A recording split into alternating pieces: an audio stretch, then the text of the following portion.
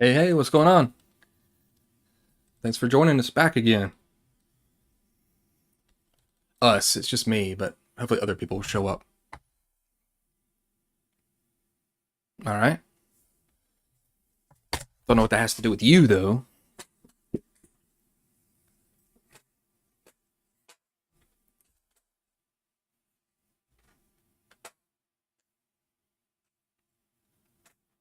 What's up, Zero Theory? What you been up to?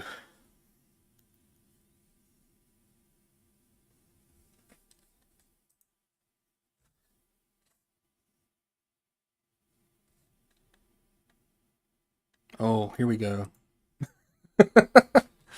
Oh boy. Well, we get to lock somebody out for the first time, or not, as it won't let me. It's not letting me do anything, so that's interesting. Let me go to YouTube.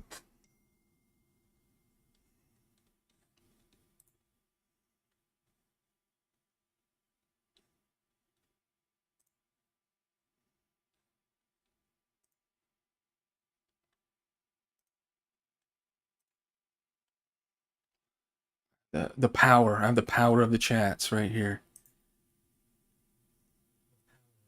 Power of the chats right here.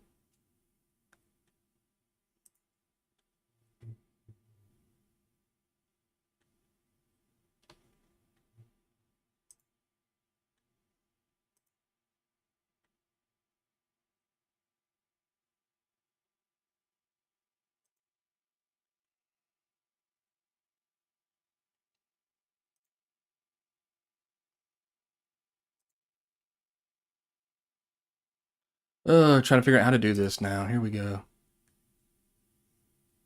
I'm trying to figure out how to do this now. Here we go. Okay.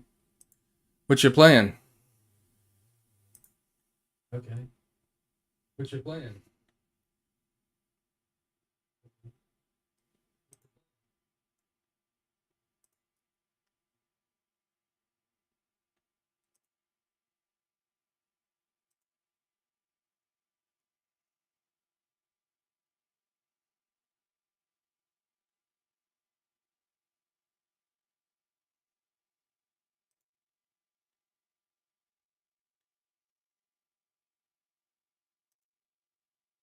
Either the dark or this thing's all crazy. Either the dark or another RPG I'm helping playtest. Oh yeah? Can you say anything about it? Another RPG I'm helping playtest. Oh yeah? Can you say anything about it?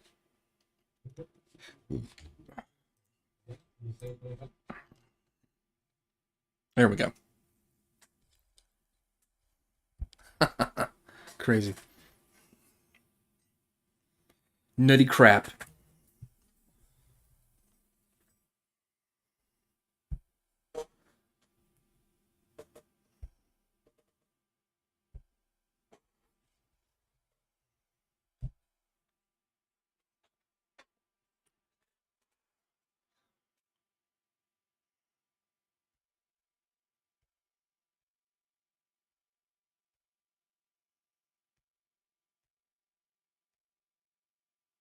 Hopefully some more people show up that showed up the other night, because that was a lot of fun.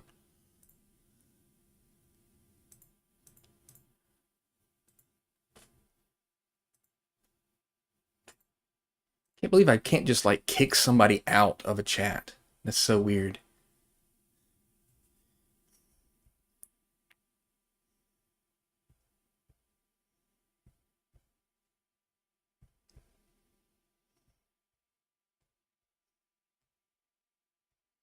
Yep, hopefully more will show. That would be cool. But if not, that's cool. We do it for an hour. Definitely not going for 2.5 hours like we did before. Shut the hell up. Swear. Stuff just going nuts. Can people post links? I got something I can show you. I don't know, man. Honestly, I think you can. I'll go for it. Fire away.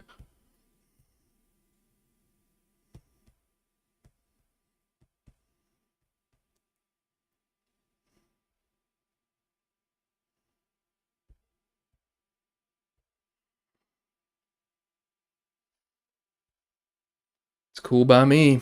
I hope it can work. That would be good for people to be able to post stuff.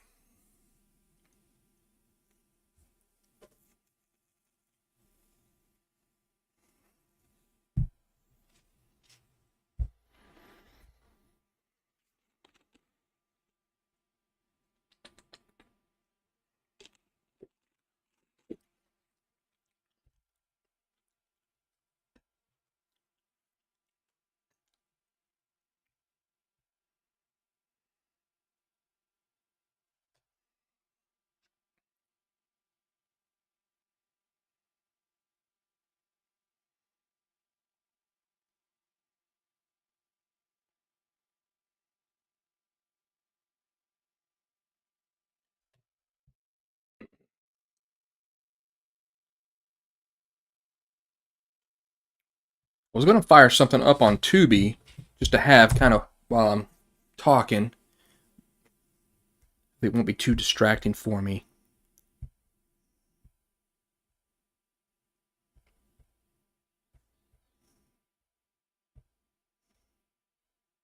Wish I could show movies during a stream. That would be pretty cool. Like have a movie behind me and people could just be watching that. I guess I could. I don't know how well their AI can grab stuff.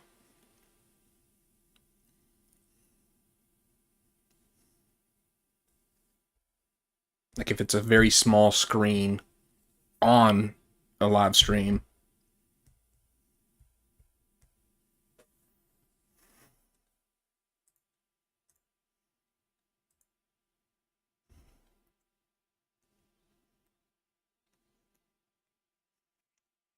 Get off of me, you.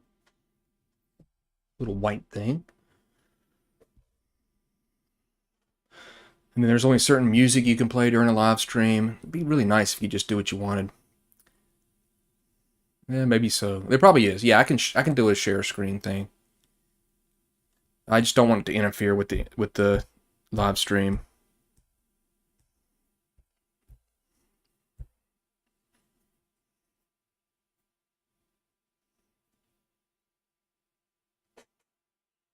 Yep, old Pocket Space came out today, and it's done pretty well.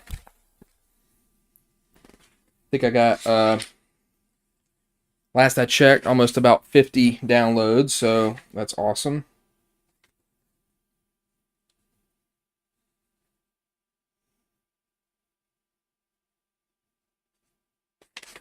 Now I'm just looking for feedback and reviews and see what people think about it.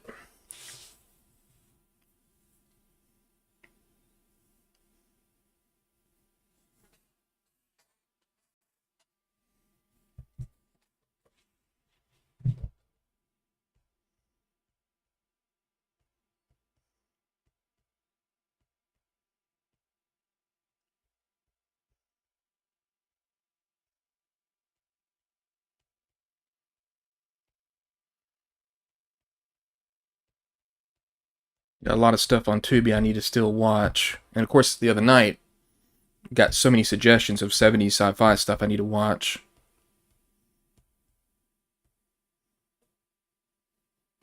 Oh, Weird Queen. It's going away.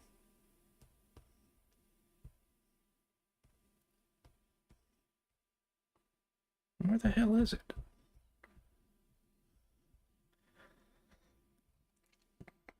Try not to vomit all over the place tonight.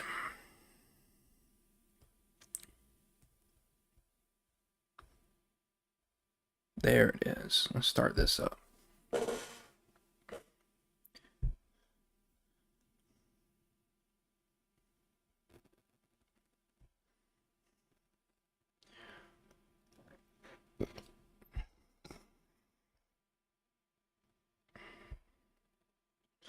There we go.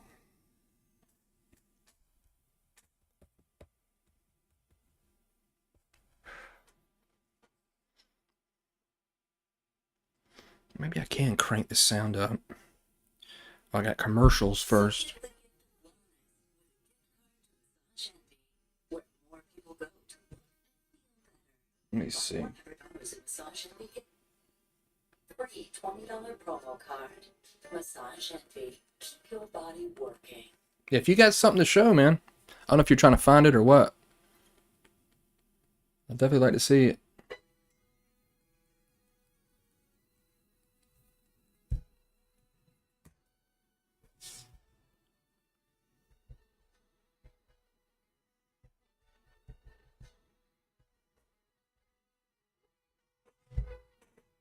It took a minute to make a link. Oh, no problem.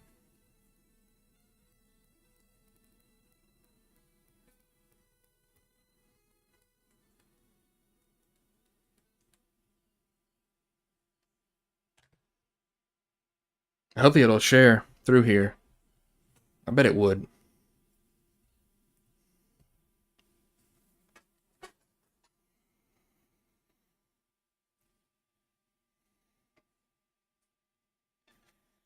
I guess you can't then. Maybe you want to send me the email with it, you know? That link or something.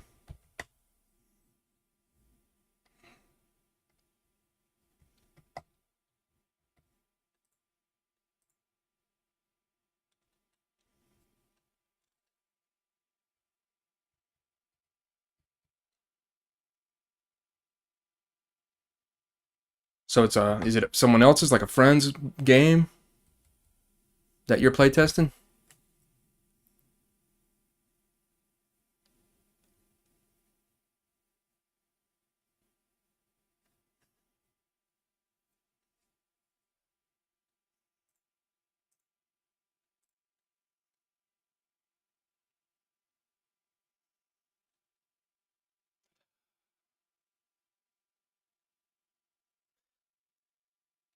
Yeah, well, it lets you post, but I've got to either show it or hide it.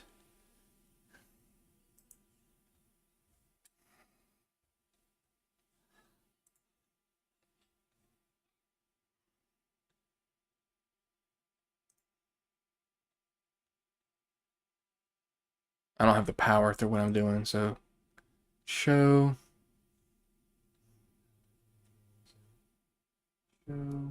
Yeah, it's weird. She was able to post something, but I don't know. Yeah, it's weird. She was able to post something.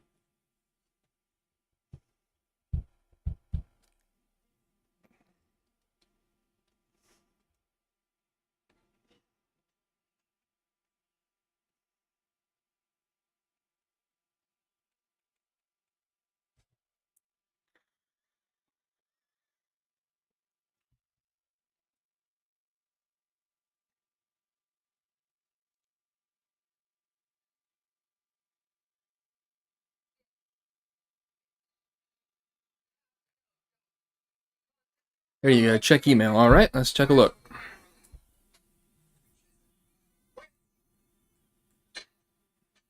It's not very nice. Let's see.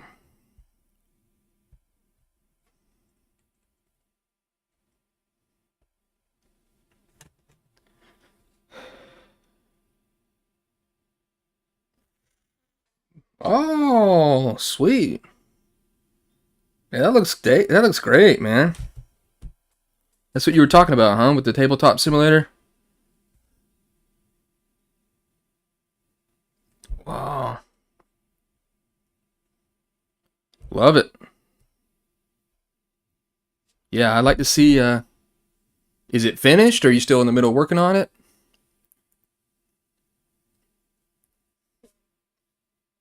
Oh, that looks great. Really appreciate you doing that. It's awesome.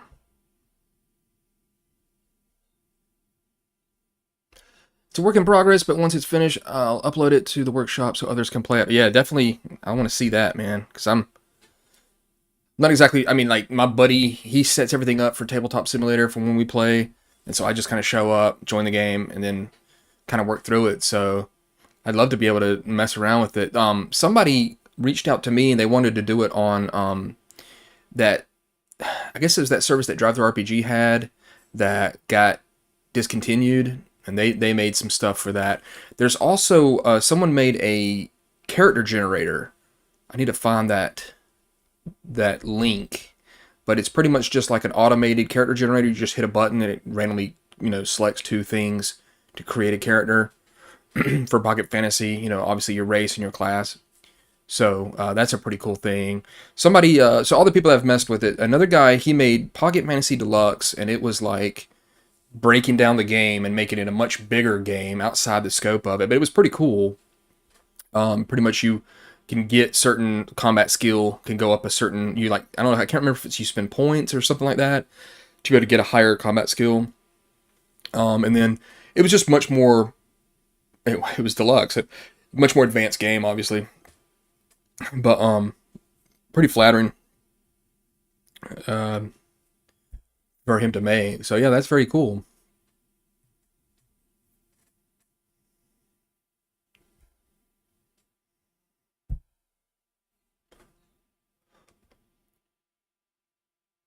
So I got to get gonna do more stuff for Pocket Space too. I thought about making just a bunch. If I could somehow make just a ton of, well, not a ton, but like a good chunk of just planets, like maybe AI generated art for the planet, what it looks like, and then its stats, and then like a brief write up of what's going on the planet. That's probably gonna be another thing I'm gonna add to Pocket Space, and then who knows, man, with all these Pocket Fantasy stuff, it's always a good one to go back to and add more stuff to it. I had started working on a fourth adventure, but I kind of put that down. Um, it was going to be a kind of a difficult adventure to make, and so I think I just kind of, I got kind of blah with it. But what do you have now for planet generation? So pretty much it's just I think it's the might be my fourth video for the Pocket Space. Uh, it's pretty much like a real pared down version of the Traveler one, where you generate what the habitat of the planet is, the size of the planet, how many moons it has, what type, like trade, does it have enough interstellar trade, be that like agricultural or, industrial, or is it a wealthy or poor planet? So it's definitely like Traveler. It's just, it doesn't have all the stuff that Traveler had. Traveler's got like water in the planet and stuff like that. I just kind of toned it down.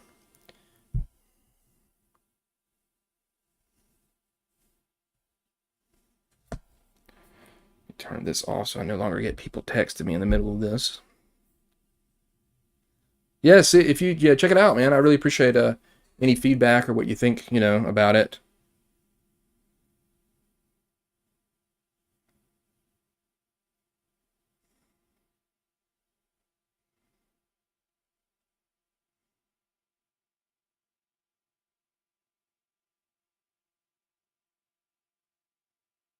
What I've got is pretty much just hyperdrives. So I mean, yeah, it's faster than light, but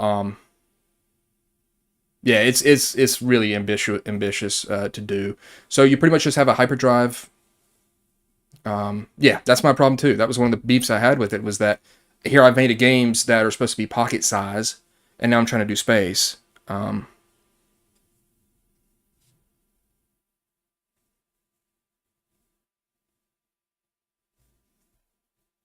and then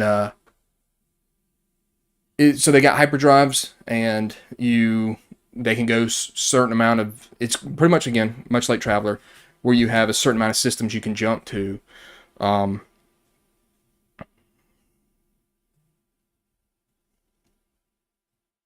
and you can get better hyperdrives, or better ships have better, bigger ones, that let you jump further systems, so different planet systems. So I mean, it's really basic. That's the thing about Pocket Space, is that I have to keep everything pretty much. Um, I don't, there came times where it's like I was working on something, I was like, wow, this is way outside the scope of what Pocket Space is supposed to be. I mean, what Pocket Fantasy was and what Pocket Space is supposed to be, linking up to it. And of course, I already had to go outside that boundary when it comes to between Pocket Face and Pocket Fantasy. So I was like, you know what, we'll just do hyperdrives, and they can jump through different systems. And if you've got like a hyperdrive 3, so it can jump 3 systems, and you only make a hyperdrive jump 2, then you can make one more hyperdrive jump 1 before you need to be refueled. Then, of course, if you're playing with like the galactic exploration rules, kind of like Star Trek, you can just completely ignore all that all you want. I mean, you could always come up with some widget, the lithium crystal thing that they have to pick up every once in a while. I mean, Star Trek, they only threw in issues with that, with like Next Generation, whenever the plot needed it to, really. And you can just go pick those up whenever, so you can just cruise around the galaxy however you'd like.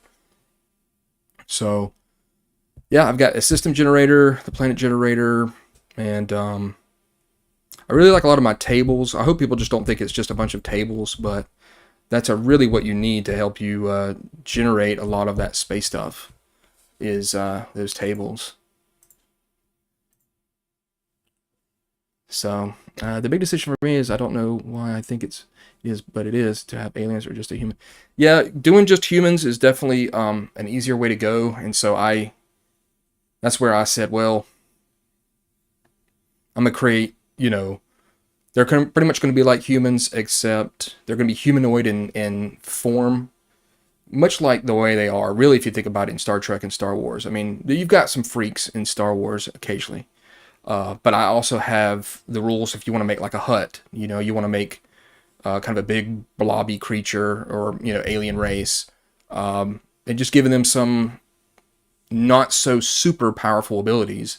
Because if you think about it, none of the races really have something that's super powerful, either in Star Trek or Star Wars. One thing I didn't do, which maybe I will do I probably will do in a supplement, is going to be robots.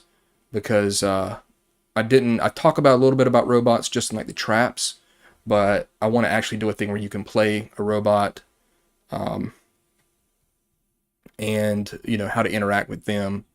But I didn't want to do it up too much. But obviously, humans, centric universe is going to be helpful. Nope, a few psionics here and there, and that's about it. Yeah, I mean, there's not much. If you think about Star Trek, there's a little bit. Like Trandoshans have some regeneration. They can regenerate. You've got like some of the aliens that were in Star Trek. They have they can link into like the computers. They have like big brains that do that. You think about Vulcans, they got super strength. They've got their mind meld, and they're kind of, they've got some impressive abilities actually. So, you do have a gambit of some, but there's nothing that's really overpowering. So I needed to make sure that I didn't do something too crazy. I mean, obviously you've got some flying races in Star Wars. If you go and look for some other stuff, like some of the other aliens and maybe some of the role-playing books, but maybe tough skin, maybe they are aquatic. They're all there. I use a D66, so you've got 36 choices. And there is some like psionic type stuff, like empathy, because I thought about like Troy on Star Trek, how she can kind of feel people's feelings, enhanced memory, enhanced sense, like if someone's got like a great sense of smell. Ones I didn't talk about in the video were like multiple eyes or multiple arms, pheromones that the alien can give out. If you ever read the old FASA Star Trek RPG, the other races stats just dominated humans. Yeah, and that's one of the problems. And they're going to dominate here a little bit too. Humans start with 2 heroic rerolls, just like in Pocket Fantasy, and everybody else starts with 1. And that's kind of like my balancing act. But ultimately, if you want to kind of balance aliens, you need to single them out in the story, make them a target of something, and kind of knock them down a little bit. So they gave humans a high luck to try to balance it. It's always a tough thing. I've got like rage. Maybe they're very short. They got a tail. They've got telepathy where they can communicate, because I believe there's in the first episode of Star Trek, there's some aliens that can like use some telepathy. Precognition, so they can get a sense kind of the future. So very kind of, I wouldn't say basic, but not so aggressive mental powers that some of them have. And then I've got one that for the hut, it was kind of like, I got one that's chlorophysiology, so obviously it's like a plant-like alien, so it can like absorb water through its body and the sun. And then I've got one called bulbous, and that allows you to pretty much be a hut. Resistances to certain type of like damage, like cold or heat or electricity. So there's some stuff like that you can do, some accelerated healing, infrared vision, of course. I mean, you're not superheroes. That's the thing. You gotta balance between an alien and a superhero. And sometimes aliens, especially if you go look, because I went and looked at like DC heroes, or like any type of just to get inspiration for them to put in the game, like what what aliens have or special powers in comic books, what some of the characters have. They're way too strong, a lot of those. So I had to kind of really balance that out. But no, it's cool. Really, the toughest part was the starships. That was probably one of the toughest things. And getting the characters right as well. There was a change I had with the captain at the very last stretch, and that made it much better. I had a career course that the captain took that just wasn't it was not going to be a good one. The new one was much better. I did have law, and I switched it over for contacts because I'm thinking kind of like Firefly, how like you kind of know like Han Solo knew about Lando, he knew about the system, he knew about the Bespin, he knew Lando, so it's kind of like a captain should have a contact. So if you watch a lot of Star Trek, obviously like Picard knows a lot of people that's in Starfleet Academy, Kirk knows a lot of people from Starfleet Academy, and just him being a playboy. The starships was the thing, and that's the thing is like. I got someone today asking me about pocket horror, which I'm going to call pocket shadows, I think. But, I could probably do that. It'd be easier than the space. But I said, you know what? If I'm going to try the next one, I might as well just go ahead and try to do the most difficult one. It's going to be pocket space. Some of the other ones, like someone asked about pocket western today. That would be pretty easy. Because I wouldn't have to really change too much. You don't have to add.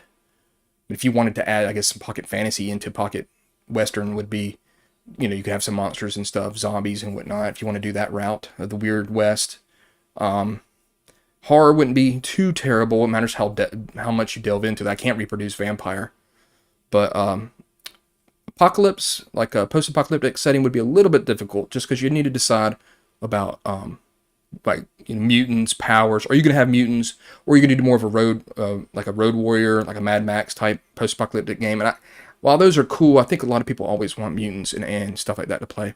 So yeah, that would be an easy niche to fill, the Western, if you have a basic set of rules already that you do. Yeah, I think Western would be easy. I also thought about like Pocket Cthulhu. That would be pretty cool. I'd probably want to come up with my own kind of investigative thing in it to enhance that kind of searching for clues.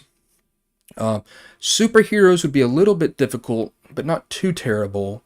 There would be some complexity. I would put that more in the complex level, especially when it comes to power levels of superheroes.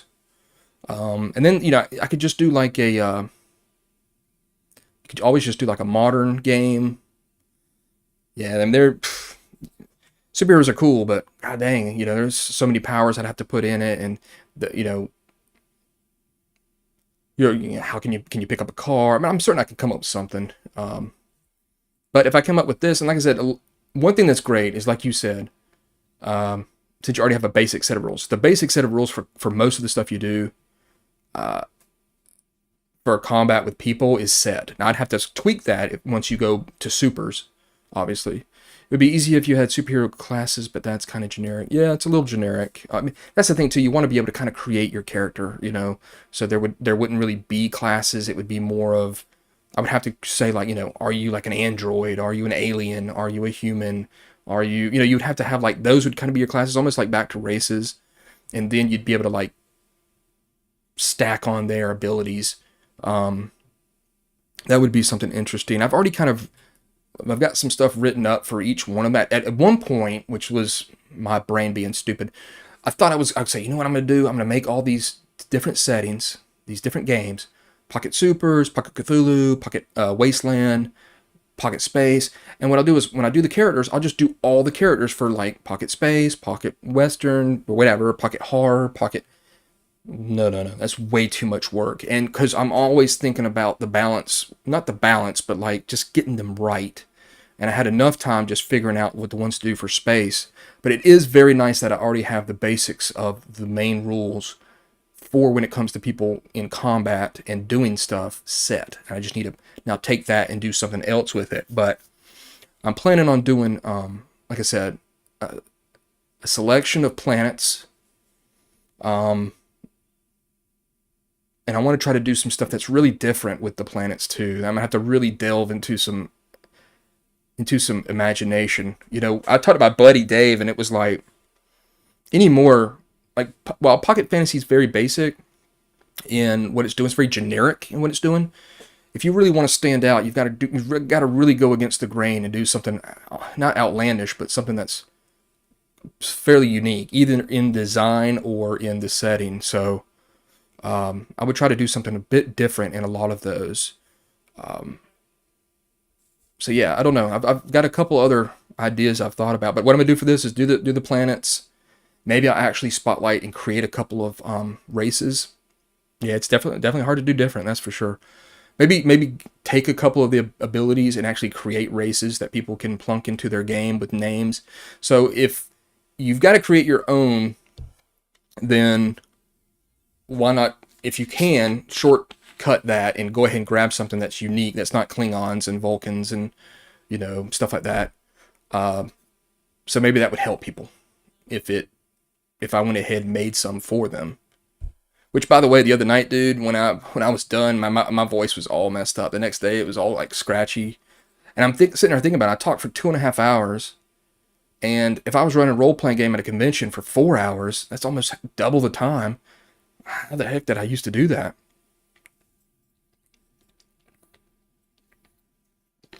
Yeah, race generator would be a thing. One thing a lot of people did too was, and this is very cool about Pocket Fantasy that you can do. So you can pluck out an ability out of a character class and pluck out another ability out of a character class to make your own character, class. So trying to think, there was one that people did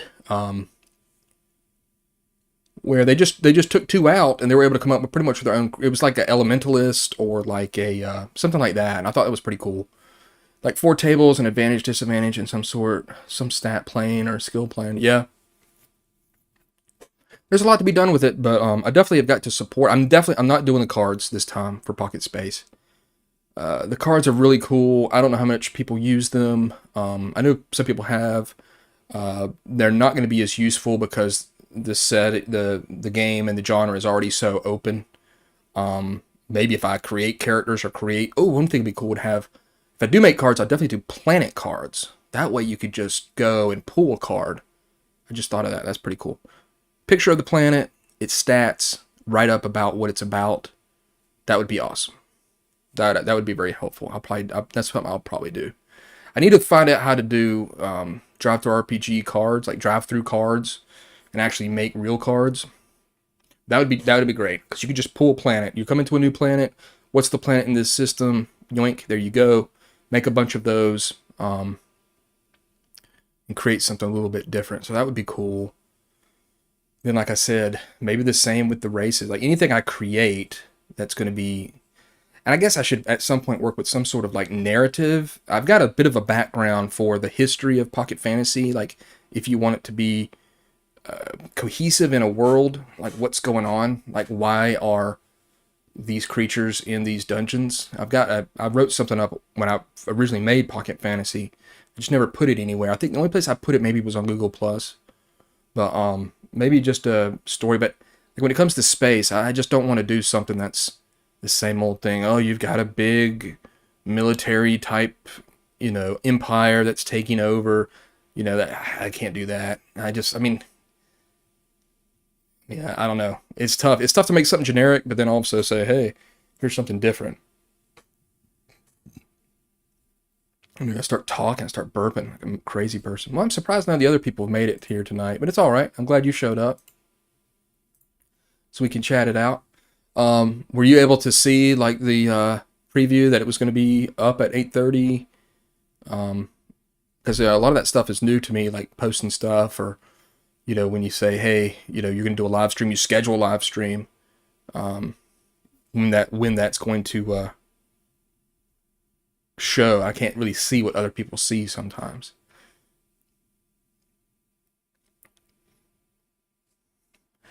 Okay, that's good. Well, nobody shows up with this one as much, and if you got to bail out, then I'll just lock it down, and then I'll try to do one later this week, maybe towards the weekend or something. Oh, there we go. There's Square Peg. What's going on? Glad you can make it. We're talking about some Pocket Space stuff. Yeah, I'm doing good, man. It's been a big day for me. We're releasing Pocket Space and been talking about other people want other genres, other settings like horror and western. I got to bail in about 5 to get ready for the game. All right, man. Yeah, I appreciate you showing up. Um, well, it's been downloaded. I think about 50 people have picked it up. It's about 50 downloads, so that's great. There's been no reviews yet, but I mean it's still early, of course. Just to go to read through. It's a little bit longer than Pocket Fantasy. Pocket Fantasy was really only 2 pages physical, well, 2 pages, physical, 4 pages total. So this is more than twice that. So it's going to take people a bit more longer to read it. Yeah, yeah, I appreciate it, man. It's cool. I'd like to see it get on the. One thing that sucked is like I wanted to do it. I did it like about 1 or 2 or something. Yeah, Eastern time, and there was no really any other new stuff that had shown up on Drive Through RPG, like new role playing games. And then probably about I don't know 2 hours ago or 3 hours ago, just like 30 of them showed up, and it just pushed it on down the road. So I was like, oh, that sucks. But it'd be nice if it could show up on the lower than five, like below $5 list. That would help it out. But yeah, more than anything, I just I'm looking for feedback. That's my thing is Pocket Fantasy got so much feedback over these years. It's got like 75 reviews. Like just the other day, I got like a 2-star review. Nobody wrote anything bad. That's the thing that gets me is like, I kind of believe in the, I guess people getting their Cyber Monday releases in. Yeah. That's one thing that gets me is like, I'm kind of like in the Gordon Ramsay mindset. Like, I really appreciate positive feedback. Um, it's flattering, very flattering. But if nobody tells me what they think might be wrong with it, and of course we might disagree on that, which some people have. Like I said, the guy that thought that you couldn't roll one die in your hand, it didn't roll correctly in your out of your hand, 1d6. Which I was like, that's crazy to me, dude. I don't know what to tell you. Gordon Ramsay only wants to hear negative feedback, so while I don't want there to be negative feedback, that would be great. I understand it's not going to be for everybody. And this is a release that I am more worried about because of the genre, because of people might not understand how it works. Yeah, take it easy, bud. I'm glad you showed up, man. Have fun at your playtest. I really appreciate what you're making there. That's great.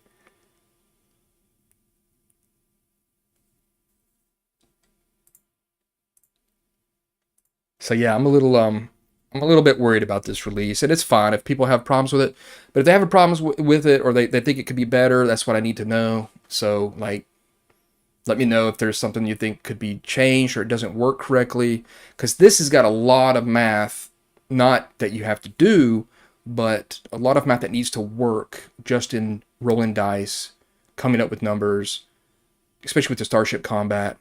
So that's where I'm afraid there might be something that I haven't seen, something I overlooked, and it bogged that it doesn't work correctly in the game, and I'll need to fix it. Now that's one thing that's good is that since it is a PDF, I can make the fix and just put it out there, and people can re-download it. This is not a print product, so I'm not putting out products and making people buy stuff that's defunct and it got problems with it, and they've got a wonky copy of it, which would really disappoint me to know that someone had a wonky copy of my game and I fixed it. Now if they want to get the better version, they got to pay again. I mean, I'm a player. That's the thing is I love DMing, but I'm a player too, and DMs play. And so I'm like, I look at it from a player's perspective. I changed the cover of Pocket Space today after some feedback from some friends because it was in color. It didn't really match my aesthetic that I've already had with Pocket Fantasy, even though Pocket Space has got AI generated art inside it. So I think I did the better thing by going back to the original art that I had. I just thought that color would make it pop a little bit more. But again, I'm thinking about if somebody wants to print off that cover, about their ink. I'm like, I'm worried about your ink. Like I don't want to give you something like the game's only $1, right? So I'm hoping that's the thing. You know, I get a 2-star review or a 1-star review on a game that's completely free, like Pocket Fantasy, and it's got tons of stuff that's free available for it, and people give me a 1-star review.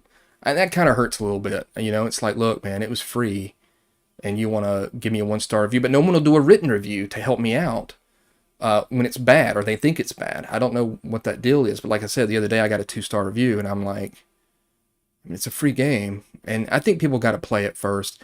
I probably should do more videos showing you how to play it, some things like that. Maybe that would help people out. Some people were supposed to do some playthroughs of it online on YouTube and stuff, and they never did that. And I probably should have done it myself instead of saying, oh, those people said they were going to do it, wait around, they never did it. So it's tough to, you know, kind of put the fate of your game a little bit, or how it's out there in someone else's hands. Well, what are you up to there, Square Peg? What you up to? Oh, he's gone. Damn. Classic. Hopefully he'll be back. Oh, it didn't show you on there anymore. I looked at participants. Oh, there you are. Yeah, I mean, I had a real blast talking the other night. So I'm glad some people showed back up. I'm always, you know, it's always weird, like, I'll do a video of a book that I do an overview for, and that helps. And then it's like, if I go outside the realm of that, I lose subscribers, you know? And I don't know if that's just bots or people just bored of me or what, but like, I'm always thinking about like, oh, I gotta make sure I got a video going. And I went through a big spell where it was like, I just kind of gave up making videos. I was like, well, no one's really watching them, and I guess I could do a better job. And I really don't, I don't want to spend the effort to match these other people's YouTube channels. But then finally I just said, well, I'll try a little bit my best to try to do at least something a little bit more. Try to see what's up with me. Tomorrow night I'm going to be playing going to my buddy's house, and I'm going to be playing a new G.I. Joe miniature game. I'm not sure exactly what it's called. Let me see if I got the guy sent me a picture of it. It's called G.I. Joe Mission Critical.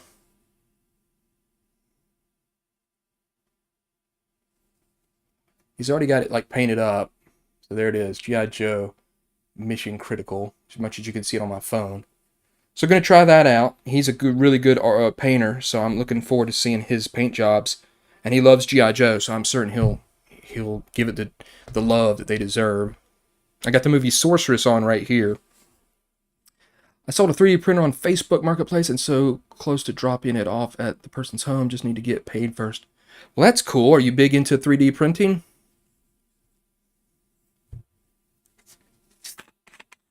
That's what I do. Ask a question, take a sip.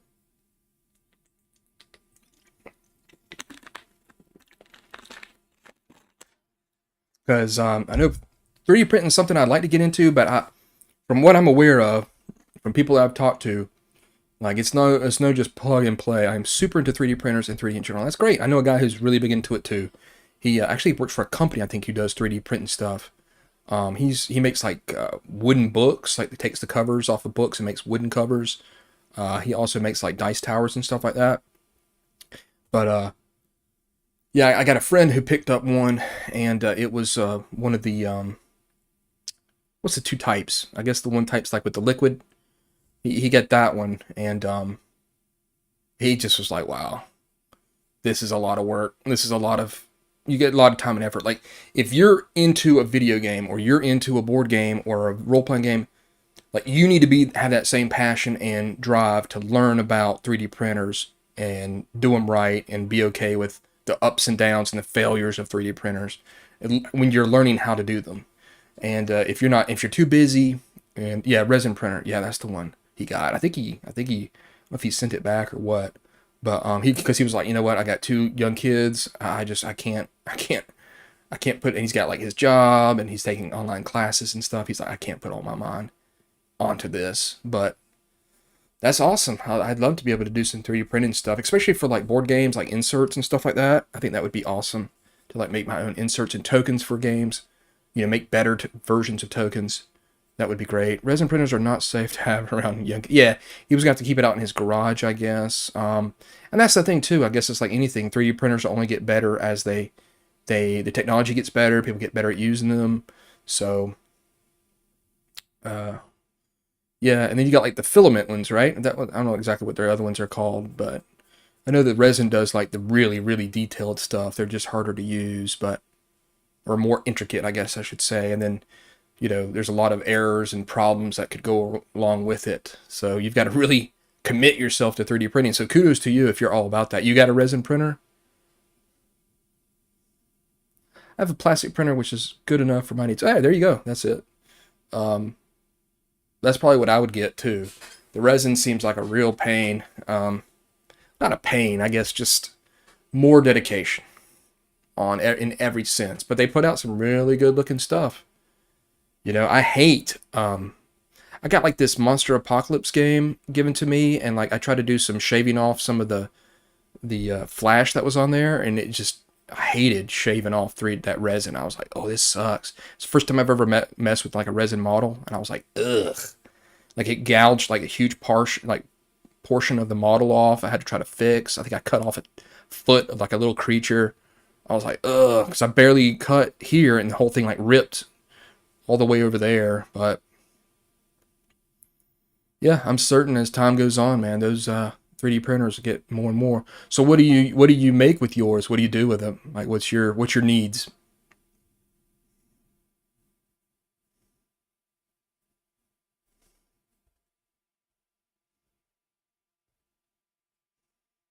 Terrain, great, great. Miniature games mainly, or role playing, or because I like making terrain. Terrain was something that I did. I was doing a lot of painting, and then I finally said, well, I'm gonna try to make some terrain, and I was like, ooh, just getting like the pink styrofoam stuff.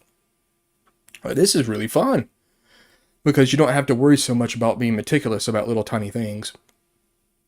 That's one thing that I enjoyed about it.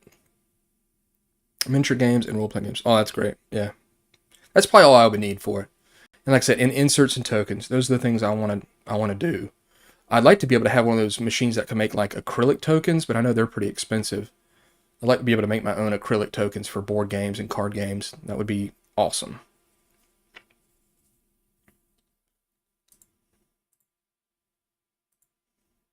Well, it's the Brandon and Square Peg live stream. It's just me and you. We're rocking it out. What was the last really good movie you've seen that you really loved?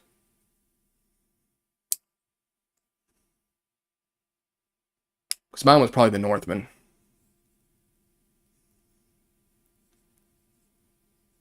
Sure wish they'd make more historical movies, more fantasy movies. Of course, it's just my love of role-playing games and miniature games. And I like historical board games too, like war games. Oh gosh, I have not seen a movie since pre-pandemic. Not even at like your house or something. So I went to the theater. I've been to the year. I pretty much go to like one movie a year in the theater. Don't go to the theater much. It's overpriced. The movies are stinky compared to the way they used to be. I went and saw Crimes of the Future because I'm a big Cronenberg fan, and it was an interesting story. I think poorly executed in certain aspects. So a little bit disappointing. That was the only movie I've seen in the theater in quite a while. I may have seen some movie with the kids. Was the one before that like Secret Life of Pets 2 maybe? I don't know. I think that's what it was. I can't remember. I'm usually watching like a TV show or like a documentary. We like watching documentaries because there's some pretty good ones out there. There's actually see, I hope I really need to watch some Disney Plus movies. Oh, okay. If you've got Tubi, there's a cool documentary about miniature war games that you should probably check out. It talks all about I think it's like from England, like guys over in England, and it's on Tubi. It's called Miniature Wargaming the Movie. It's very cool. Anything to show people actually, talking about miniature gaming and stuff. I'm always like, oh, that's cool. Let me watch that documentary. Some of them have been kind of crap, but golly, I got my camera on my desk, and man, I can make it really bounce. It's not good, shaky. So yeah, check that out if you want to see a cool documentary about miniature wargaming. I had a COVID project that I was working on. I literally worked through the pandemic. Oh, jeez. Yeah, a lot of people got a lot of work done during staying at the house. I don't even know what the hell I did. A lot of board game, not I mean a lot of video games. I guess is what I did. I tell you what, that's what I did. Uh, I know my buddy that I'm gonna go play this GI Joe game through. He painted like tons during the whole COVID thing.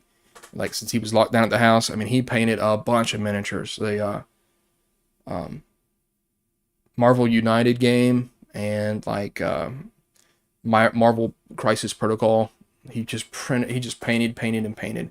So it's really great because now all of a sudden I go and look at his stuff. I'm like, holy crap, that looks awesome. He was like, well, yeah, I was spending like almost 12 hours a day painting. I was like, good Lord, I would have gone blind in a heartbeat from that. That was one of my problems too, is I think I damaged my eyes from doing so much painting back in the day. I took on some projects I probably shouldn't have. And yeah, I did not paint, but I did design some cool terrain. That's awesome. That's great. Um, Terrain's cool. I like working on the base of a model. I mean, I like painting a model too. Like I did all my BattleTech miniatures. But I really I really like dealing with the base, because the base is like what solidifies it to the board, like makes it kind of come alive. And I think a good base goes a long way. So I enjoy working on the base of a model, and and that's probably why I like doing terrain too, because it's I don't know, it's just something that connects the board to the miniature. So yeah. We think at one point I just gave like all this terrain I had made. It wasn't a whole bunch, some trees and stuff and some other things. I just gave it to like my local store for them to use. And it was pretty decent for an amateur. Not too much time spent on terrain. But now I go through the easiest way to play games, man. I like paper miniatures. Once I found out about paper miniatures, I was using those a ton. Those were so fun to make, and you could print out so many. And there's a great PDF on ttrpg that's free. You can pretty much take any picture that you find online and make a paper miniature. Oh my god, I used a ton out of those. Easy to transport, easy to show the front and the back of a miniature. I use those a bunch for Savage Worlds. So I'm just trying to do like the bare basic stuff you can do to get by. But I do have a lot of respect for people who really put a lot of time into the miniature aspect of both, tabletop stuff and role-playing games. And they've got a really nice setup. I'm very envious when I see something. I'm like, oh my god, look at that. That looks awesome. So where are you at, location-wise?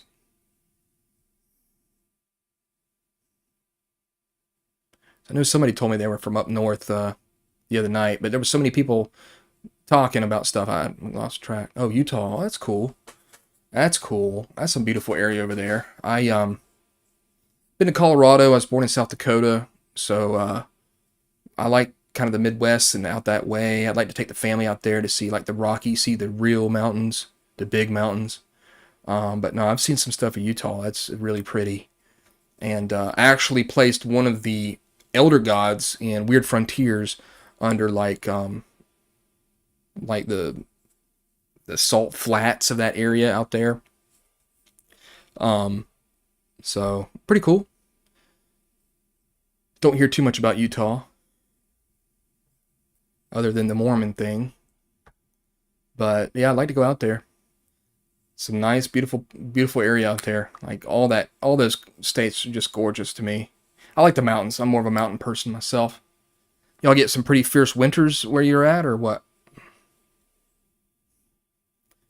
South Dakota is beautiful. Utah is great for hiking in the mountains. Skiing is great too, I bet. So you're definitely a mountain person. Yeah, I moved to South Carolina when I was 3. I've been back to South Dakota once. I'd like to go back again. And I've been to I've been to Colorado a couple times. And Just that area. It's just awesome. And, yeah, I've been at like we have had some major snowfall today, funny enough. Well, here in South Carolina, man, we don't get much snow, but when we do, it wreaks absolute havoc. More than anything, we get ice. That's what we get. And of course, the trees are not used to it. So the trees come down because they get a lot of ice on them. And the trees there's a lot of pine and stuff like that. They're just not used to having any type of like, frozen precipitation on it. So it wreaks havoc. And then the roads, they get iced up. We've got a lot of hills and dark spots and, places that the sun doesn't hit. So that ice can really wreak havoc for a while on us. But a lot of people make fun of us for it. But hey, it's just what you know. Out there, y'all are probably pretty used to the snow. A lot of people, of course, coming down here because they're tired of the snow. Up north where they're at, always having to shovel and stuff like that. This is another sparkling ice lemon lime. It's like a Christmas theme action going on. Oh yeah, snow's awesome, dude. We had the last year we had one of the biggest snowfalls we've ever had here. It was fantastic, and the girls loved it. I mean, we were playing. It was awesome. Shut us down for a good long while. It was just a bunch of fun. But people here kind of freak out. But there's a lot of people that are transplants from up north, so it's people are getting more used to it. But I think a lot of them are not used to how icy the roads go. Plus, we don't have the infrastructure to clean the roads and stuff like that. So people get out there, maybe from up north, thinking that the roads will be okay, that the county or whatever will take care of it, but they don't. I mean, they just don't have. You're not going to spend a bunch of money on something that you may not even get at all that year. Because we've had winters where we didn't get any snow at all, many years like that. But when it does hit, man, sometimes it'll hit pretty decent. And we're always expecting it not to happen. Patrick Barnes, I'm from the state with Gators and Everglades, where we solve our problems 357 ways. I love it. Yeah, that's right. What's up, Patrick? You doing all right? Thanks for stopping by. Yeah, I got some family that live in Florida. I got a cousin. He lives in Cocoa Beach. He's actually selling his house to live on a yacht. Go for it. Him and his wife. I don't know if I could do that. I guess just going port to port, much like boats and hoes. Florida man has entered the chat. Yeah. So we go down to see him in Florida, and we like Cocoa Beach area and seeing like the rockets take off, from old man Elon Musk's action down there that he does. I got to see one of those get taken off. It was awesome. And yeah, we like Florida a lot. It's a shame that Disney World's so expensive, though. We took our girls there a couple years ago, and it's only gotten worse now. But I was able to go hang gliding for the first time in my life down in Florida. It was awesome. One of the best experiences of my life. We were thinking of selling the house and just getting a trailer for a while to take advantage of the high real estate prices here. I bet, man. So many people moving down there, then people moving away because of everything, It's like in and out. Yeah, they're selling their house. He's always loved boats. They got some money, so they're going to buy a big old yacht and I guess live on that. I don't know how long that'll last. But go to the Bahamas and stuff and back up. And I think his wife's going to get tired of it. Not being able to go to restaurants all the time, or just, who knows, the weather. But, yeah, real estate prices are crazy, man. People are always trying to buy my house here in South Carolina. You got these like, they're trying to, cold calls, texts. I get stuff in the mail, wanting to buy my house. And, yeah. I'm like, you give me about $400,000, you got a deal. And they're like, oh, I can't do that. Well, I'm like, well, that's what I gotta have, 400,000, yeah, about 400,000. Maybe I'll sell it.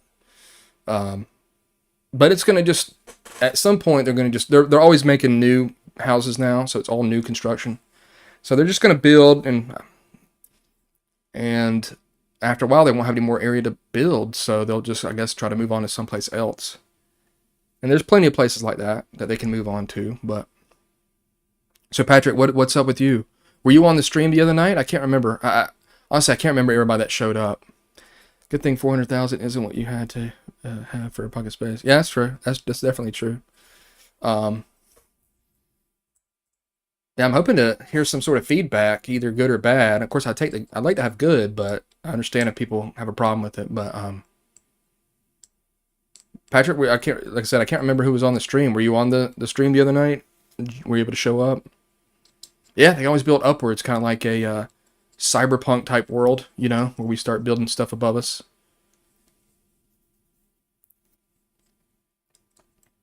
You know, you got like the rich people on the top and everybody else down below. Well, we were supposed to have flying cars by now. That would make houses and stuff above us a lot easier. Nobody's even working on that, I don't think. But no, Florida's cool. My parents hate it. My mom does. I don't know what her beef is with it.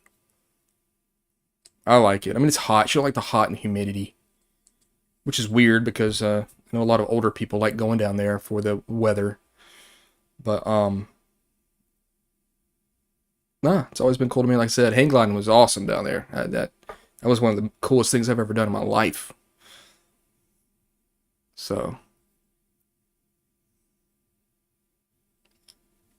but yeah, I don't see myself moving anytime soon. I'd have to win the lottery pretty big to move, you know? I'd like to move into a bigger house. I know that there are a few companies that are working on flying cars. It might be a nightmare to manage. However, oh God, I couldn't even imagine how that would be, man. And what you would do with that.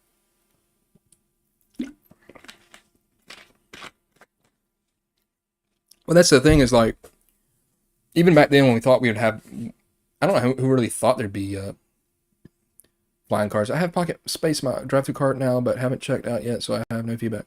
Well, I appreciate it, man. If you pick it up, like I said, it's $1 that you know, I really appreciate. Even just it's $1, which I'm sitting there thinking about. I'm like, holy crap, that's cheaper than a candy bar.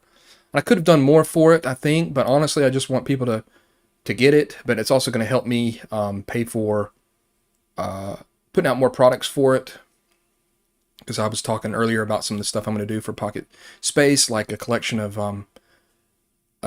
planets, and maybe even have them be planets like cards, so that you could just go and randomly pick out a card and that's a planet that maybe you've come across.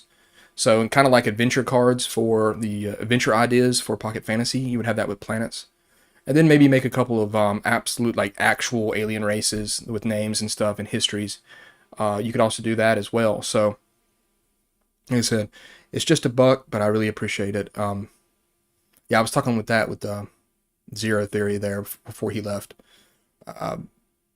That way, you know, and maybe I'll even use the drive-through RPG, or I always say drive-through RPG, the drive-through cards feature, so you actually have like actually printed cards if I can figure out how to do it. I said my creative skills when it comes to like drawing and stuff like that, it's not the best. But no, I mean I got Pocket Space right here. You know, I've looked at it a bunch. I'll be looking at it for years to come. And if there's anything that I think that people bring up to me that is not working correctly, or I didn't account for, or the math doesn't work, or it's not fun. Overall, people think, hey, this is botched. Maybe the numbers don't work out right in the commerce department when you're buying trade goods, or maybe you're making you're making planets that always seem to be the same. Maybe something's wrong with the generation of like systems or the planets or space combat. Then it'll get its necessary tweaks, you know. But it should be fun. And then people want me to make other games too. So I've got Pocket Horror, Pocket Western, Pocket Apocalypse, Pocket Supers, Pocket Cthulhu. There's a whole bunch I could do, I guess. I'm not the best at 2D. 3D is where I am good at making stuff. That's cool. A lot of people probably have the opposite. Maybe they can only see in 2D, you know. Yeah, Pulp. Yeah, I can talk about that with kind of like a Pocket Cthulhu or like a... Those would be very easy. That's the thing, too, is that the Pocket Space is one of the most difficult ones to create. That's probably why I went ahead and jumped at it. Go ahead and rip the Band-Aid off, you know, as fast as can be. And maybe the other games can come out quicker and be not so difficult, because, you know, I'm going to have to worry about starships, and planets, and systems, and aliens, and alien animals. I'm not going to call them monsters, because you may not see them as a monster. It's like a tribble. Is a tribble a monster? I don't think so. It just likes to reproduce at a high rate, you know. So yeah, Pulp would definitely be something. As I've got like Gangbusters, I could always like incorporate something like that. A lot of that would be very easy. It almost would just be skins almost of Pocket Fantasy with a lot of tables and generators. And I thought about, I'm still going to do more stuff for Pocket Space. That'll be in the actual download. So it'll get updated. I'm going to have like an example of play. I may have just a whole bunch more tables so that you can generate even more stuff. Because a lot of people are going towards that. I mean, it's a great way to help people out when they need a quick figure out what's going on. So I may do another page of that, but I'm not doing the cards. The only cards I might do is the planet cards. God, I swear, I start vomiting all over the place. Because that I think would be cool, even if I make them or if I use drive-through cards. So I think that would be really neat. At least the planets I will do. And so I like to also get feedback about what people think about 3D generated art. I know it's kind of a hot button topic right now, but it really helped me out. I spent a good long time generating as much as I could. And I know, like I said, it's a hot button topic, but I wouldn't have been able to pay for that art. And it was very, very useful and very addictive. So I'm interested. I made the pictures very small. The piece of art are very small. Try to hide a lot of that stuff that, because Pocket Fantasy only had 4 pieces of art in it, technically for the main thing. But I was able to get like 60 pieces of art, I think, in Pocket Space. I'm not even sure. But just by making them small, I mean, you look at it and you know what that is. You don't need it to be much bigger than that. And shoot, I even thought maybe about doing one that doesn't have any art in case people were like, oh, I don't want this art in there. So, I don't know. I thought maybe the pictures would give some people or the art would give some people a couple of ideas or spur their imagination, with what the creature looks like or whatever. Yes, noir mysteries, weird gadgets, exploring ancient ruins. Yes, like the Shadow or the Phantom. All yeah, generate is really cool. I have friends who are against it, but I view it as a tool, to be honest. It's just a tool. This is the thing. And I can definitely vouch for it. So, my buddy we just finished up the Weird Frontiers book. It's got tons of art from artists.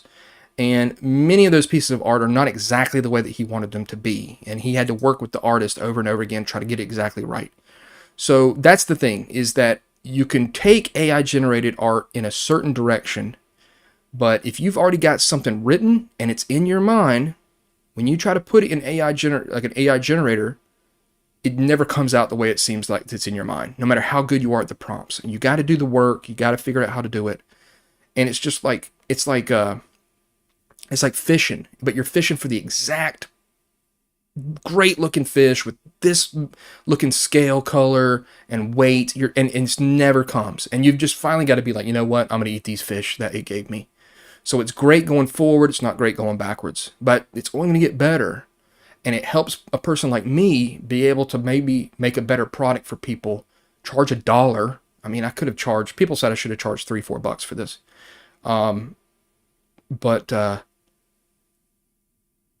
it just doesn't have a lot of the flair that some other projects does, I think 3D art is great, so that projects with great ideas but not good budget can still get some great. Exactly, that's what I'm about. I'm like, man, this has been a great help for me. I was able to go back with my my Pocket Fantasy optional races and give them all AI generated art.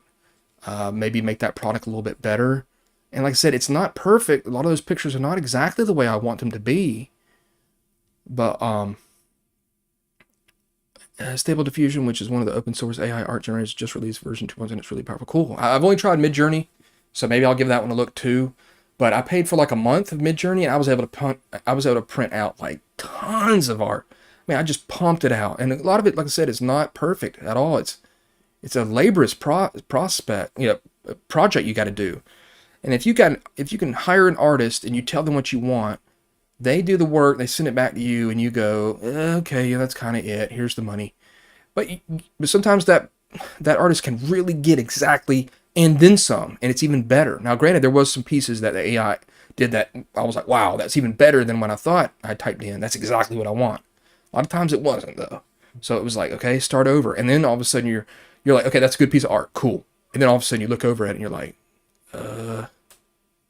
maybe I try it one more time. and you're back at it with another addictive AI art jaunt all day, trying to get this one piece of art to look even better, and then you're finally just like, I don't like that. So it's not without its labor, that's for sure. But it's definitely the way of the future.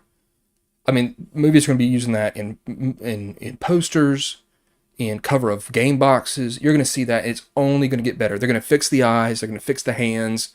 They're going to stop making 3 legs on everybody for some freaking reason. It's got its weird little... It's not perfect, that's for sure. If you have a good gaming PC with an NVIDIA GPU, Stable Diffusion is good to go too. What's involved in getting a piece of AI art? Well, it's like the one that I know with Discord is Midjourney. So there's a bot on that you want to grab the bot from Midjourney and put it into your own Discord server. You have to pay them. They give you some free ones at first, and then you can either do like the basic plan, which is not worth it, or you can do like unlimited plan for a month, which is like $30.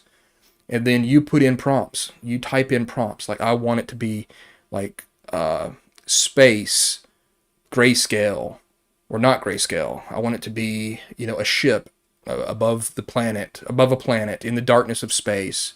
I want it to be hyper realistic, ultra realistic, octane render, super high detail.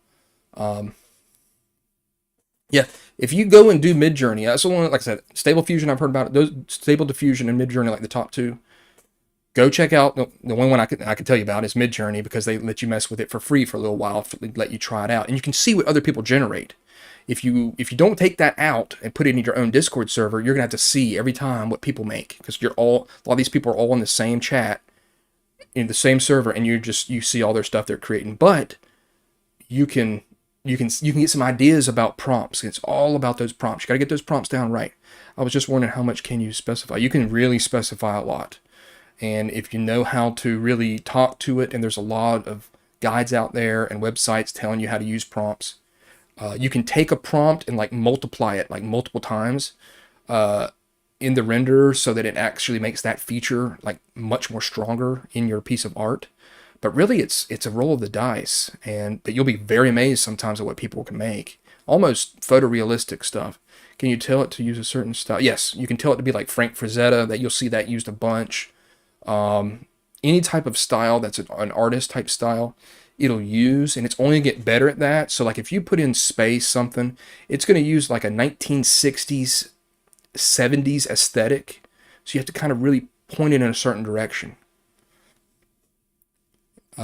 So yeah, I mean, if you go on there, go to Midjourney, type in Midjourney, go on Discord, try out the free thing, you'll be like, whoa, this is awesome. Not only am I able to make what I want to make, but I'm seeing these other people, and then you'll see people start using your prompts, and they're like working on what you're working on. Now it gets a little bit tough, because you got to keep on going back up to find out what you made, because it takes a little while for it to render. But then put it on your Discord server itself, and you'll only see what you're making. And then it saves all those things. It gives you 4 pictures, and then you can do variants of that, of like one of those pictures or all 4 of those pictures, or you can make it do more detail. And it's really, really addictive to mess with. But like for a person like me, or anybody, it really helps people that have an idea, that don't have the artistic or the financial freedom to still be able to create a product. And if people don't like it, they can DriveThruRPG they want you to post that you've used 3D art in your selection, like when you're selecting what your game's about. And if people don't like it, I completely understand, but I'm only trying to make a better product with the means that I have. So there's going to be a lot of people out there that are able to put out products finally. They may not be up to snuff. I mean, it's never going to look, your book is never going to look, unless you get like an actual, someone that knows Photoshop and can lay it out, and you get real artists, it's never going to look like a real top shelf product. And it has its problems. Like I said, it has a problem with eyes. It has a problem with hands. It has a problem with giving people 3 legs for some reason. It always wants to try to attach something to something else out of nowhere. But watch my video on Wretched Bastards, because those guys did a whole book full of AI generated art, and it has some great stuff and it's got some bad stuff. You can see where the AI art was like, ugh, this is a botch, but it still is serviceable. That's what it is. It's still very serviceable. So AI art's the future. It's not going to go anywhere. I don't think anybody's going to be able to put it down, and it's nothing but helping people be creative. And it, unless it can all of a sudden completely make actual artists obsolete, there'll always be a way to use that you'll want to use artists, because artists just gonna have to step up their own game, I guess, and make. Oh, okay. I downloaded some free collections of machine generated. Were they okay? How'd they look? How'd they come out?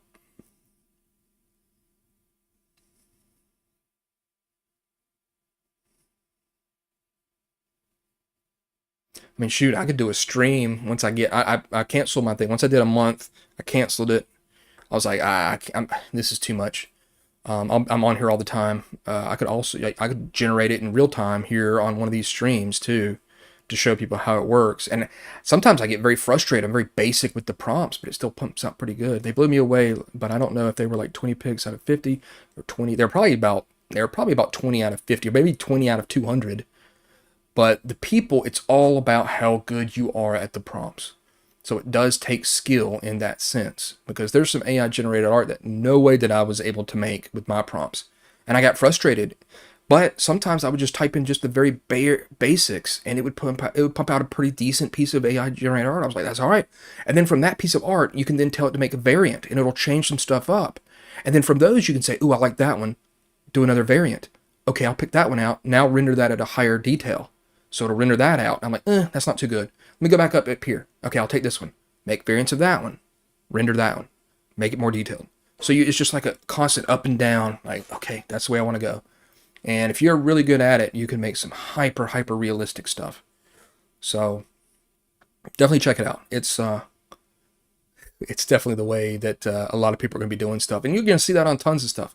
Like I said, board game boxes, any art you need now. So if you were a company, and I think it's if you make over $1 million, you have to buy their, like, this is for Midjourney, you have to buy their like corporate plan, which is a bunch of money a month in order to use them for your products. But people will do that. I mean, I can see companies, marketing companies, marketing agencies, they'll definitely be using AI generated art. And the industry is going to use it. You're going to probably see card games using it. Like, no, it's going to be great. I'm very much for it, but I understand if somebody has a problem with it. I do understand. I have friends that are artists, professional artists, and I understand. Oh, cool. We'll probably wrap this up here in about 10 minutes, if that's cool, guys. I can't go as long as I did the other night. I nearly killed me. Almost had to take the whole other day off. I was like, ugh. But yeah, I really appreciate y'all showing up, and I'll probably try to do one of these. I'm busy. I'm busy tomorrow night. Got that G.I. Joe game. Wednesday, I'm going to go see my folks. They've had COVID for like last couple weeks, so hopefully they're over that. Or maybe that's Thursday. No, I think it's Thursday. So who knows? Maybe a Friday night stream, or if I'm not doing something Saturday, maybe a Saturday night stream. But yeah, hopefully some of the other people that didn't get to make it, that were in the last one, will be able to show up too, and we can talk about some more stuff. I know somebody picked up the Northman, which I'm interested to see about what they thought about it. So. But yeah, check out the old AI generated art. It's definitely the way to go. But if people think that it's bad, then don't pick up products, I guess. I guess I'm kind of hurting myself by doing that. But I think people can see the benefit. I try to make it small, like I said, so it wouldn't be so obvious that it was AI generated art, and not to take up more room, because Pocket Space is already so big as it is. And there is some stuff in Pocket Space that is not there. Like I didn't want to give tons of rules for stuff, because that's outside the realm of Pocket Space. But yeah, if y'all check it out, let me know what you think. Like I said, if you can do a written review, it's not going to hurt my feelings if there's something that's wrong with it. I mean, if there's something wrong with it, come to me first. Maybe I can work on that. That would be cool. If you don't understand something, just wait. Like, let's talk about it. I can kind of put, I like listening to feedback, but I like also trying to put my vision of what it does or what you can do Maybe sometimes people don't see that vision because because I'm trying to do it in such a precise, quick format. It's very cookie cutter dry. There's no like me in it. There's no like personal in it. It's just like, it's almost like a textbook. Boom, boom, boom, boom, boom. Because I've got to get that information to you quick and fast and in a short amount of time. I actually thought it was going to be about twice as many pages as it was. But I hope people like it. Like I said, I like the 70s aesthetic of like Battlestar Galactica or like Buck Rogers, or even the 60s with like Space Odyssey, like 2001 or something. Alien, I like that aesthetic a lot. So I think that more gravitates more towards my enjoyment of like space stuff when it's more a little bit based on more hard sci-fi. Like I like the show The Expanse was awesome, except for that last season was ugh, I didn't think it was great at all. But The Expanse is a cool show. Very, very neat, with a lot of great, cool, hard sci-fi in it. And this definitely is not hard sci-fi at all, but The Expanse was pretty good. Yeah, it was, man. It was. I thought, like I said, even the last episode, I was like, ugh. It's their budget, man. Their budget got taken out from them, I think, is what it is. But Amos was my boy, man. He's an awesome character. I just loved him. I love any character, especially a dude who's just like, oh, you want to fight? Okay, let's fight. Like, let's do it, I'll rumble with you, Like, that's how they they don't shy away from that. So yeah, The Expanse is definitely a neat show. I like to watch it again. But yeah, I don't know. We'll see how it goes for Pocket Space. Uh, people are picking it up. I hope $1 is what it's worth, at least. The people say, well, this seems like a lot of stuff, or this is not exactly the way Pocket Fantasy was. Pocket Fantasy was easy, honestly. Other than me trying to fix typos for years down the road. So this was a more complicated beast. I appreciate that. It probably is. It probably is. I just don't know if people see. See what happens is this: people pick up Pocket Fantasy, and they just see black and white. They don't see art that much. There's 4 pieces of art. They see all the stuff I made for it, and they just and they don't. They're like, I'll give it like 2 or 3 stars, whatever. But they need to play it. They need to actually see it, and actually try it themselves, and go, oh, okay, I see how this works. Like, use it in the sense that it's meant to be used. Don't just like read it and say, Because a lot of games are like that, I think. Once you actually get them to the table, it's kind of like the Star Wars, the new Star Wars role-playing game from Fantasy Flight. Like, I was very much kind of like, I don't want to use those dice. But then people were playing it, my friends were playing it, and I started playing it, and I figured out the dice, and I was like, well, this is all right. This is okay. I'm having fun with this. This does what it does very well. Now, I think what D6 Star Wars does, what it does very well, too. I prefer the way that D6 Star Wars does, but the Fantasy Flight games does what it does as well. Very neat. It does it a fine job if you can actually get your head around the way that the dice work. So, I think people that can really kind of see the inside of a game and see how it works and what you can do with it. But space is difficult. It's different. There's these section of voids in space. I know it's kind of funny, like you're talking about space, but there's a section of like role playing of voids. Like, okay, so what do we do from here to there? And then when we get there, what do we do now? It's very much like, I'm not sure what to do at this point. And so I want to try to help that as much as I can. Give you some sort of, like I said, random things that the Pocket Master can figure out to do for their players. And hopefully people will like it. I'm interested to see the reviews, but I'm girding myself in case it's not as well received. That's fine. I'll try to make a better product out of it with the feedback that I get. If it has to be more pages, it'll be more pages. You might not be able to fold it up and put it in your pocket anymore. Anything you put effort for is worth more than $1. I feel like you're underselling yourself. Probably so. Yeah, I am. But I'm just trying to keep. I'm trying to keep a level head here. Somebody put out like a full cyberpunk game that had almost professional artwork. Like, it looked professional to me, layout, and it was $1. And that kind of changed my viewpoint. I was like, ooh. I was like, ugh. Okay. I don't know. Now the scope was not as much as the scope of Pocket Space. See, that's the thing, is I think people don't understand is that you've got lightweight games out there, but they still don't have a lot of the stuff that you need to help play the game. And that's the same way that Pocket Space got a lot of stuff in it that will help you play the game. I could have just said, well, here's some characters and here's some starships and this is how they fight and that's it. But I wanted to give you ways to generate planets, generate systems, do trade and, transport and commerce, maybe make chartered flights, generate aliens, generate alien animals, come up with, stuff like that can help you create that game that you want to make, or help you, I hope, So I appreciate y'all saying that. So I do.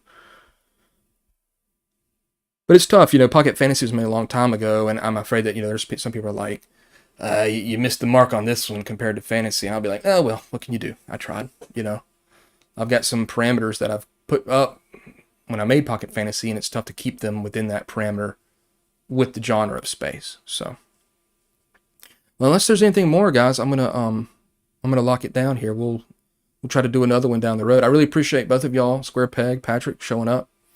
I said, if you got anything else, that you'd like to say, or anything you want to talk about, one of these times I know what's going to happen is I'll be talking, I'm going to look, and there's nobody on there. I'll be like, oh, crap. I've been talking to myself for the last 10 minutes.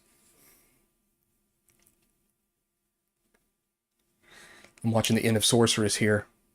It's a great sword and sorcery flick. Since you're in OSR RPGs, there's a cyberpunk RPG called Cities Without Number coming out soon. Cities Without Number. Is that from Worlds Without Number and from that guy? Yeah, cyberpunk's all the rage now, man.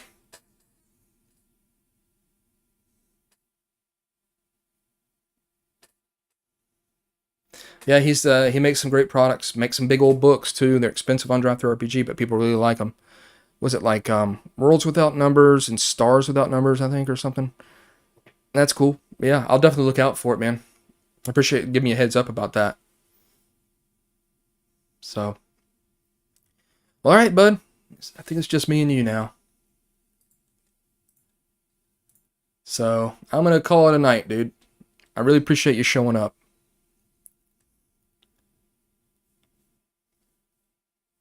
and talking to me, keeping me busy here. Yeah, have a good one. Later.